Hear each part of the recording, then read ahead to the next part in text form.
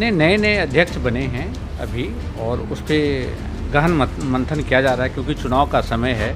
सभी समाज के, सभी जाति, सभी वर्ग के लोगों को ऑफिस बेयर्स में लेना है, इसलिए थोड़ा इसमें वक्त लग रहा है, लेकिन जल्द ही निर्णय हो जाएगा। कांग्रेस पार्टी प्रत्यक्ष और अप्रत्यक्ष रूप से 243 सीटों पर कार्य कर रही है और हम हर सीटों का रिपोर्ट हाईकमान ले रही है कि किस सीटों पर हम मजबूत हैं और उसी तरह से हम सीटों का बंटवारा करेंगे। नमस्कार, मेरा नाम प्रिंस मिश्रा है और आप लाइव सिटीज देख रहे हैं। 2025 का विधानसभा चुनाव नज़दीक है। ऐसे में कांग्रेस पार्टी जिस तरीके से एक्टिव दिख रही है, उन चीज़ों को लेकर हम लोग जो है सीधी बातचीत करेंगे।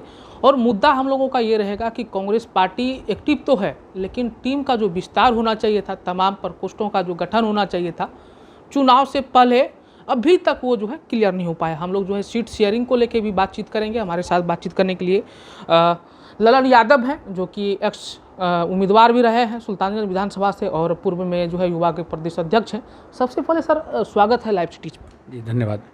अभी जो ये जो टीम का जो विस्तार होना चाहिए था कांग्रेस का, अभी मैदान में उतर गई है, पूरा एक्टिव भी दिख रही है कांग्रेस, लेकिन मामला पेच फंस रहा है कि विस्तार अभी तक नहीं हुआ। सवाल भी खड़े कर रही है विपक्ष।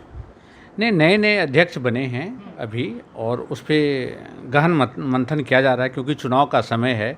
सभी समाज के, सभी जाति, सभी वर्ग के लोगों को ऑफिस बेयर्स में लेना है, इसलिए थोड़ा इसमें वक्त लग रहा है, लेकिन जल्द ही निर्णय हो जाएगा। लेकिन ये जो है केंद्रीय नेतृत्व की टीम सारी उतर गई है बिहार में, चुनाव को लेके कैंपेनिंग भी कर रहे, तमाम चीज़ों को जो है साधने की भी कोशिश है, लेकिन टीम पर भी तो काम करने की आवश्यकता है ना सर। 2025 का विधानसभा चुनाव कांग्रेस पार्टी प्रत्यक्ष और अप्रत्यक्ष रूप से 243 सीटों पर कार्य कर रही है और हम हर सीटों का रिपोर्ट हाईकमान ले रही है कि किस सीटों पर हम मजबूत हैं और उसी तरह से हम सीटों का बंटवारा करेंगे।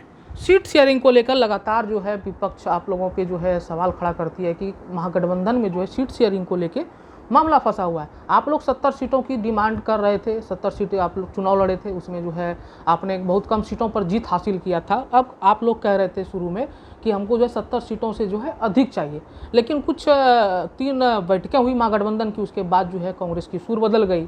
अब जो है क्या लग रहा है कि कितने सीटों पर कांग्रेस लड़ेगी? देखिए, सीट कम मिलना और ज़्यादा मिलना महत्वपूर्ण मुद्दा नहीं है। आप देखेंगे कि 5 साल में राज्य में कांग्रेस ने हर एक मुद्दों पर, समाज के पिछड़े, अति पिछड़े लोगों के मुद्दों पर संघर्ष किया कि नहीं। ठीक है, 70 सीटें हमें मिली थी, परफॉर्मेंस रेट हमारा कम था, लेकिन जनता के लिए संघर्ष सबसे ज़्यादा किसी रूप में कांग्रेस पार्टी ने की। जहाँ तक सीट का फैसला लेना है, 1, 2, 3 बैठकें हुई है, ये हाईकमान का मामला है, इंटरनली मामला है। निश्चित तौर से सीट का फैसला होने के साथ ही आपको अवगत करा दिया जाएगा। लेकिन जो आरोप लग रहा है कि जो है सीट शेयरिंग को जो मतलब बंटवारा किया जाएगा, मुकेश सहनी है आपकी पार्टी में, CPI ML है, CPI है, 5 आप लोग पार्टी में हैं, तो 70 सीटें लग रहा है कि कांग्रेस को मिलेगी, क्योंकि राजद बिहार की सबसे बड़ी पार्टी है। राजद बड़ी पार्टी है, बड़ी भाई की भूमिका में रहेगी। कांग्रेस पार्टी भी एक नेशनल पार्टी है, इसलिए इसमें ज़्यादा से ज़्यादा सीट मिलेगी, लेकिन निश्चित तौर से हाईकमान को देखना चाहिए कि बुझे हुए कारतूस से कभी जंग नहीं लड़ा जाता है। इस बात का ध्यान रखना। संकेत क्या दे रहे हैं? बुझे हुए कारतूस का मतलब संकेत क्या है? निश्चित तौर से अगर ज़्यादा सीटों को हम जीतना चाहते हैं और ज़्यादा से अधिक सीटों को जीतना चाहेंगे, तो वैसे उम्मीदवार को हाईकमान को खड़ा करना चाहिए जो उम्मीदवार लड़ना जानते हैं, जीतना जानते हैं, जिसका स्ट्राइक रेट अच्छा हो। जो कुछ कम वोटों के मार्जिन से 10,000, 5,000, 7,000 के वोटों के मार्जिन से चुनाव में पराजित हुए हैं, तो कहीं ना कहीं वो विपक्ष के वहाँ उम्मीदवार हैं, वो निर्वाचित विपक्ष हैं जो 7,000, 10,000 के कम से वोट से जीते हैं। उन उम्मीदवारों को पर हाईकमान को ध्यान देना चाहिए। कितने सीटों पर लड़ेगी अनुमान? नहीं, कांग्रेस 70 सीटों का दावा ठोक रही है, 70 सीटों पे लड़ेगी। लेकिन मुकेश सहनी के आने के बाद जो 70 सीटों में तो कमी आएगी, क्योंकि राजद भी कहेगी हम बड़ी पार्टी हैं, हमने स्ट्राइक रेट भी अच्छा दिया है। कांग्रेस पार्टी 70 सीट ली थी पिछली बार, जीत क्या हुई?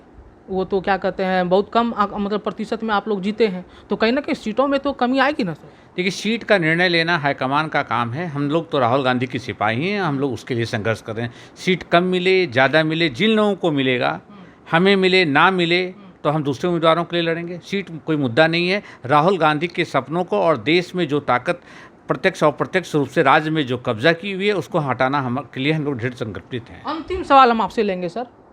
मुख्यमंत्री चेहरा को लेकर विवाद जो है महागठबंधन में छिड़ा हुआ है, लेकिन अखिलेश प्रसाद सिंह ने एक क्लियर कर दिया कि मुख्यमंत्री फेस जो है तेजस्वी के अलावे किसी दल में जो है नहीं दिख रहा है। वो अपनी पार्टी पे भी सवाल खड़ा कर सकते हैं। लेकिन राजेश राम से जब पूछा गया था कि मुख्यमंत्री दावेदार जो है आपको बताया जा रहा है, आपके समर्थक बता रहे हैं, लेकिन उन्होंने ये साफ तौर पे कह दिया अभी हम जो है इस पर कुछ टिप्पणी नहीं करेंगे। अल्लाह वारो भी जो है चुप्पी साधे हुए थे। लेकिन जब अखिलेश प्रसाद सिंह आगे आकर कहते हैं कि वैसा फेस जो है नहीं है तेजस्वी यादव के सामने, क्या लग रहा है कि पूरा क्लियर है सीएम फेस को लेकर? देखिए, मुख्यमंत्री का उम्मीदवार कौन होगा यह सस्पेंस है, लेकिन ये आप भी जानते हैं कि बिहार में मुख्यमंत्री का उम्मीदवार कौन होगा, युवा किनके साथ है।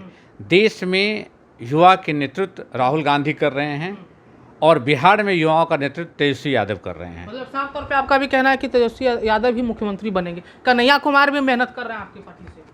नहीं, मैं उम्मीदवार के बारे में नहीं कह रहा हूँ कि कौन होंगे मुख्यमंत्री के उम्मीदवार। मैं ये कह रहा हूँ कि देश के युवाओं का नेतृत्व राहुल गांधी कर रहे हैं, बिहार में युवाओं का नेतृत्व महागठबंधन में तेजस्वी यादव कर रहे हैं। तो ये थे हमारे साथ ललन यादव, जिनको सुन रहे थे। इन्होंने साफ तौर पे कह दिया है कि महागठबंधन में जो खासतौर पे कांग्रेस की अगर बात करें, जो कमेटी विस्तार होनी चाहिए थे वो जल्द ही हो जाएगा। और अभी समय है चुनाव में, लेकिन और जो सीट शेयरिंग को लेकर इन्होंने कहा साफ तौर पे कि अभी 3 बैठकें हुई है। आलाकमान जो निर्देश देंगे हम लोग जो है मजबूती के साथ मैदान में उतर कर सभी सीटों पर जीतने का काम करेंगे। ऐसे में आप लोगों को क्या लग रहा है कमेंट बॉक्स में जरूर बताइएगा। बने रहिएगा लाइव सिटीज पर। तब तक के लिए धन्यवाद।